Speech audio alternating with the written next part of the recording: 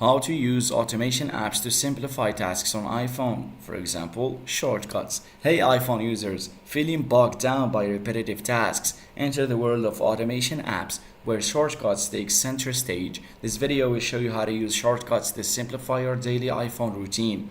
We all have those daily tasks that feel like a chore, opening the same apps, sending similar texts, or playing the same playlist. Shortcuts can automate these tasks, freeing up your time and energy. It's a built-in iPhone app that lets you create mini programs called shortcuts to automate tasks. Now, to do it, first of all you need to open the Shortcuts app, which looks like a gear icon with a shortcut symbol. Create a shortcut by tapping on the plus icon in the top right corner, and here you'll see the automation architect. You can search for actions you want to automate, like for example open maps, play music. Drag and drop these actions to build your shortcut flow. Tap next to name and save your shortcut. You can open the Shortcuts app and tap on your created shortcut to run it. Want a quicker access? Add your shortcut to your home screen or lock screen for one-tap automation.